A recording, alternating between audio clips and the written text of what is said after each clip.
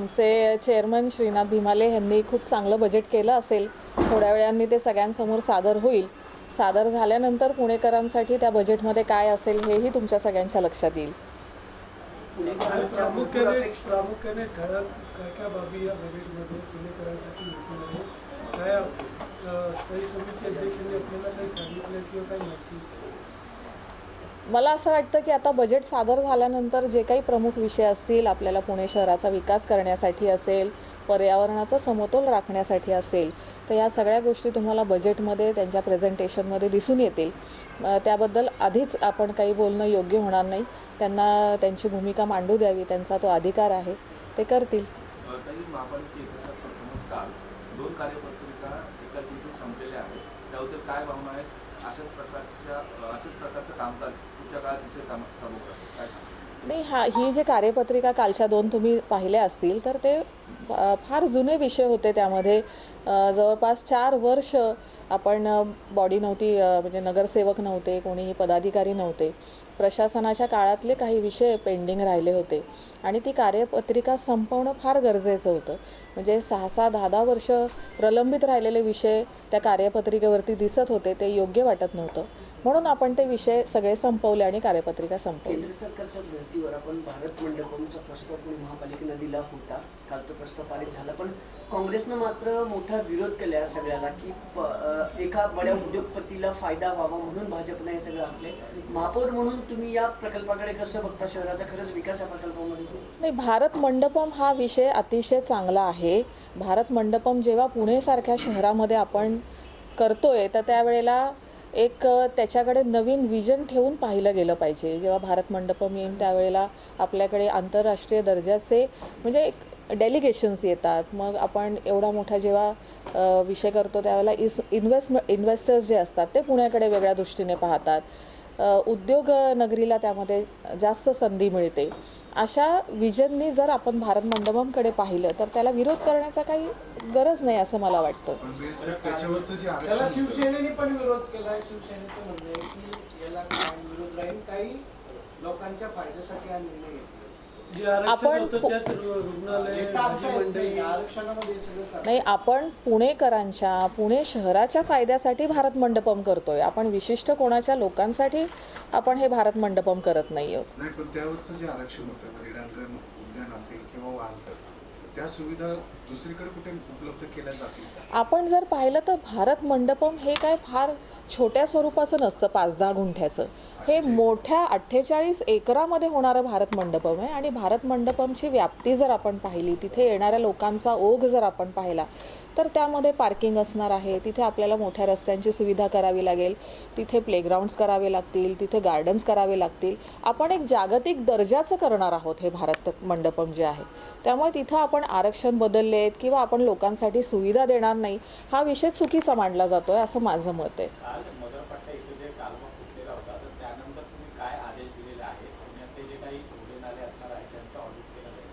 कालवा फुटणे ही अतिशय गंभीर बाब आहे. मी ह्याबद्दल असं म्हणेन की इरिगेशन डिपार्टमेंटच्या लोकांनी कायम कालव्याकडे लक्ष दिलं पाहिजे. पुणे महानगरपालिकेचे अधिकारी, इरिगेशन डिपार्टमेंटचे अधिकारी यांचं कायम कालव्यासंदर्भातलं ऑडिट झालं पाहिजे की कुठे आपल्याला कुठला भाग कमकुवत वाटतोय का, किंवा जिथनं पाणी लिकेज होतं आहे त्याची दुरुस्ती केली गेली पाहिजे. हे कायम होत राहिलं पाहिजे. ह्याच्याकडे दुर्लक्ष केलं जातं आहे, हे अजिबातच चांगलं नाही. ही अतिशय गंभीर बाब आहे.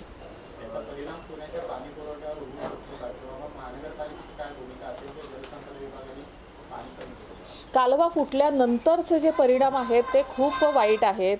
हे तुमच्याही लक्षात आलं आहे की फुटल्यानंतर त्याचा काही घरांमध्ये पाणी गेलं, रस्त्यावरती सगळा चिखल आला. इथे सगळी आपली यंत्रणा कामाला लागते पुणे महानगरपालिकेची.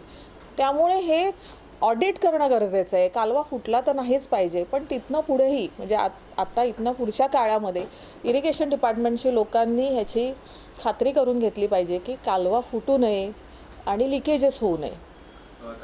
वारंवार पाटबंधारे विभागाकडे सांगण्यात येतं की पाण्याचा कोटा आपल्याला कमी आहे आणि आपण अधिकचं पाणी वापरतोय. ते सारखं म्हणतात की आम्ही पाणी बंद करू, त्या दृष्टीने तुमचं सीएम सरांशी काय बोलणं झाले का कोटा 950 वाढवण्याच्या कोटींचं किंवा काय? हो, त्याची एक स्वतंत्र बैठक होणार आहे. आधी माझ्याकडे बैठक होईल, त्यानंतर आम्ही CM साहेबांकडे सुद्धा एक बैठक घेणार आहोत. मी CM साहेबांशी या विषयात चर्चा केली आहे आणि मग त्यावरती आपण एक नक्कीच पुणे शहरासाठी एक चांगला निर्णय घेऊ. पुण्याची महापौर म्हणून मला पुणे शहरासाठी, पुणेकरांसाठी पाणी कमी पडू द्यायचं नाही आहे. तर असा एक चांगला निर्णय घेण्याचा आम्ही त्यात प्रयत्न करणार आहोत. वेल साहेब, आता LPGचा जो पुरवठा आहे हे पूर्णपणे बंद आहे. तर शहरातल्या ज्या 18 गॅस लाईन्या आहेत त्या पूर्णपणे बंद आहेत. तर कधी सुरू होईल? आता आपल्याला सगळ्यांनाच माहिती आहे की युद्ध आणि त्यामुळे होणारे परिणाम सगळ्याच देशभर आहेत. मला असं वाटतं घरगुती गॅस सिलेंडर्सचा तुटवडा नाही आहे, पण कमर्शियल गॅसेसचा आहे विषय आपल्याकडे बंद आहेत सध्या. आता हे आपल्यालाही लक्ष ठेवावं लागेल की युद्धाचे अधिक परिणाम आपल्यावरती काय होणार आहेत. त्याप्रमाणे केंद्र सरकार आणि राज्य सरकार त्यांच्या स्तरावरती चांगले निर्णय घेतील. आपल्याला गॅसची कमतरता होऊ देणार नाही. काल गुलटेकडीला निमताई ठाकरे वसाहत जी आहे तिथे भरपूर रांगा लागलेल्या दिसल्या. म्हणजे सिलेंडरसाठी लोकांना OTP येतात, बिलं होतात लोकांची, पण लोकांना सिलेंडर मिळत नाही असं लोकांचं म्हणणं आहे. मला असं वाटत नाही. मी यापूर्वीसुद्धा असे सूचना केल्या होत्या. मी लोकांनाही निवेदन केलं होतं की आपण विनाकारण रांगा लावू नयेत. आपल्याला OTPद्वारे 25 दिवसांचं ते सायकल असतं, त्याच्यानंतर आपल्याला गॅस सिलेंडर मिळतो.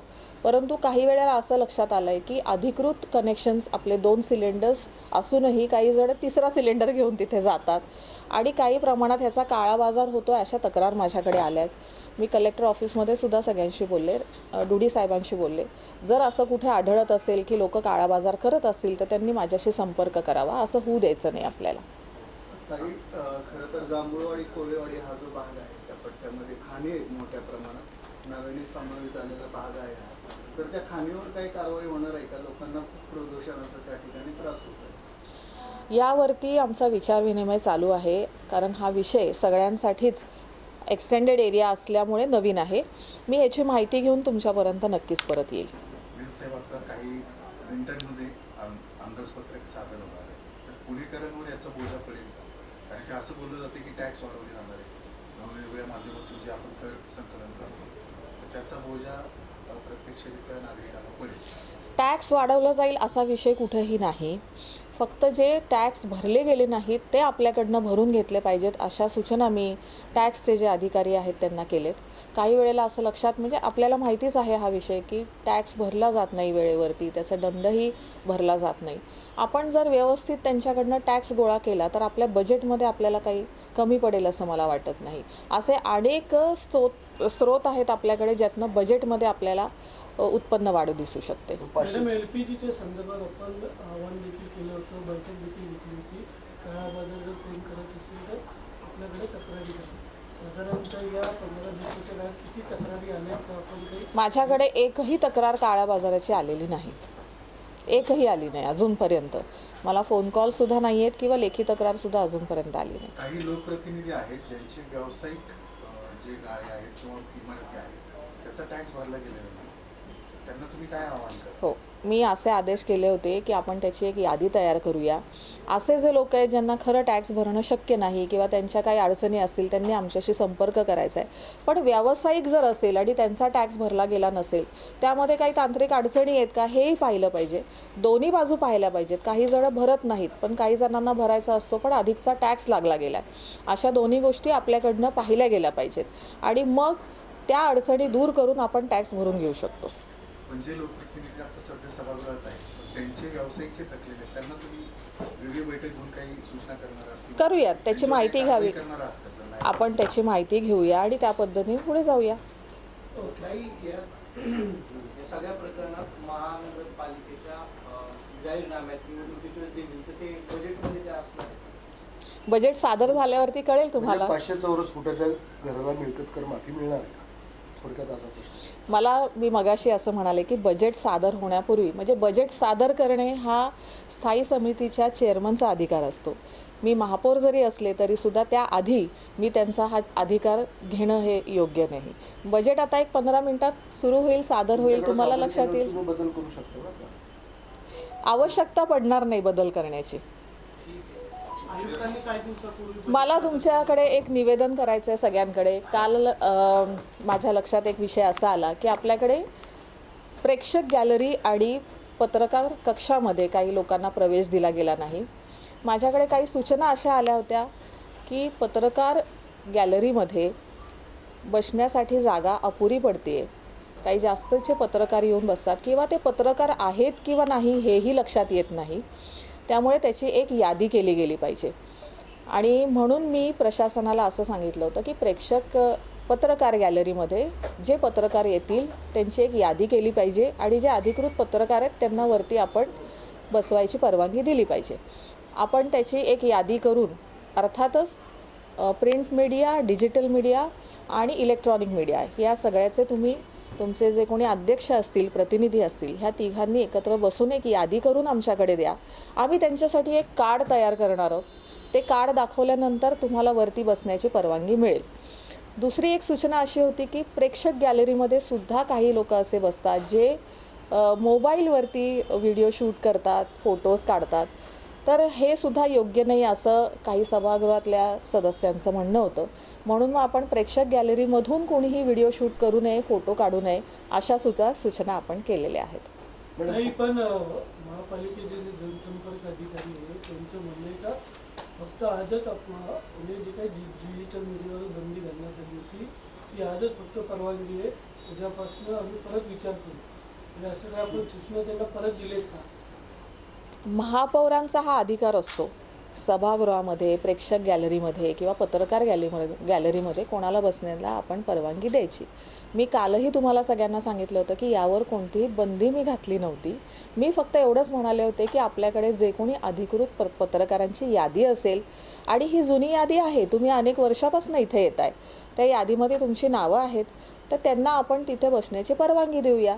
आणि हे कायम असेल असं नाही आहे कुठल्याही दिवशी आपल्याला बसण्याची तिथे परवानगी आहे, हे कायम असणार आहे. पण तरी पण ते विटकर जे सिक्युरिटी ऑफिसर आहे त्यांनी अडवलंय लोकांना, ज्यांची नावं आहेत त्यांनाही अडवलंय.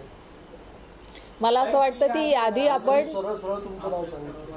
काही यादी अपडेट करायला लागेल, त्यात बरेचसे म्हणजे काही मयत झालेले आहेत, काही मीडियात नाही आहेत, अशी पण आपणच मला ती यादी अपडेट करून दिली तर बरं होईल.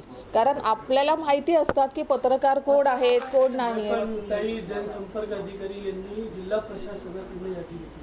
त्यांचं असं म्हणणं आहे का मी जिल्हा प्रशासनाकडून यादी घेतली. जिल्हा प्रशासनाकडे जी यादी असते ती वेगळी यादी असते. ते त्यांना आम्ही वारंवार सांगितलं, त्यांना आम्ही पत्र द्यायला तयार आमच्या संस्थेत. मी असं म्हणाले मगाशी की आपण सगळ्यांनी मिळून एक यादी तयार करून माझ्याकडे द्या. तुम्ही सगळेजण एक बैठक घ्या, तुमच्याकडनंच ती यादी माझ्याकडे येऊ द्या. आपण त्याप्रमाणे सगळ्यांना पास करून देऊ. ज्यांना पास देऊ त्यांना वरती बसण्याची परवानगी असेल. तुमचा अधिकार आहे महापौर साहेब. फक्त कुठला तरी एक पत्रकार संघ धरून ते देतील तीच यादी ग्राह्य धरायची. मी आता काय म्हणाले ऍक्च्युली काय माहितीये का मॅम, ऍक्च्युली काय माहितीये का मॅम, आता 1-2 असे पत्रकार संघ आहेत जे ऑफिशियली रजिस्टर्ड असतील किंवा नसतील तो त्यांचा कॉल आहे. पुणे श्रमिक पत्रकार संघ आणि पुणे श्रमिक प्रतिष्ठानतर्फे जी यादी येईल ती फायनल झाली तर तुम्ही नाही मी असं ऐका मी कुठल्याही पत्रकार संघाचं नाव घेतलेलं नाही. ऐका लोणकर साहेब, मी आता असं म्हणाले की मी कुठल्याही पत्रकार संघाचं नाव घेतलं का? नाही. मी असं म्हणाले की आपण अनेक वर्षापासून सगळेजण इथे येत आहे. याच्यामध्ये प्रिंट मीडिया असेल, डिजिटल मीडिया असेल आणि इलेक्ट्रॉनिक मीडिया असेल. आपण यादी द्या, काहीच हरकत नाही. हा दोष तो पत्रकार संघाचा असेल, माझा असेल, तो भाग तुमचा नाही. तुमचा भाग माझ्याकडे यादी द्या, आहे माझा अधिकार. आपण यादी द्या. मला सगळे सारखे आहेत. कोण रेग्युलर काम करतं ते तुम्हाला ठाऊक आहे, माहिती आहे. ऐका, मतभेद नको. माझ्यासाठी सगळे सारखे आहेत. सगळे पत्रकार, मग सगळेच आपण मित्र आहोत. या तुम्ही, आपण सगळ्यांसाठी तिथे जागा निर्माण करू. येस, चालेल.